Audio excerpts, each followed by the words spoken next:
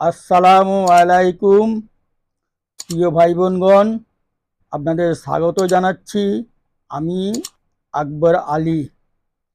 আমার আজকের উপস্থাপন নামাজে যত্নশীল হওয়া। হজরত আনাস বিন মালিক রাদিয়াল্লাহু তাআলা আনহু থেকে বর্ণিত, রাসূলুল্লাহ সাল্লাল্লাহু আলাইহি ওয়াসাল্লামের অন্তিম মুহূর্তে তার শ্বাসকষ্ট শুরু হলে তার ওসিয়াত এই ছিল যে নামাজ পড়বে এবং তোমাদের অধীনস্থদের সঙ্গে সৎ ব্যবহার করবে।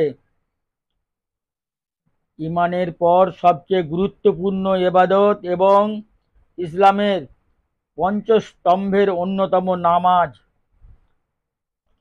কোরআন পাকে অসংখ্য জায়গায় নামাজ আদায়ের নির্দেশ দেওয়া হয়েছে। নামাজ সংরক্ষণের অর্থ হলো সময় মতো ও যথা নিয়মে নামাজ আদায় করা। কোরআন পাকে ইরশাদ হয়েছে, তোমরা নামাজের প্রতি যত্নবান হও, বিশেষত মধ্যবর্তী নামাজের প্রতি। আল্লাহর উদ্দেশ্যে বিনীতভাবে তোমরা দাঁড়াবে। আল কোরআন। এক সাহাবীকে নামাজে তাড়াহুড়ো করতে দেখে হুজুর পাক সাল্লাল্লাহু আলাইহি ওয়াসাল্লাম তাকে বলেন, তুমি ফিরে যাও এবং নামাজ পড়ো, কেননা তুমি যথাযথভাবে নামাজ পড়োনি।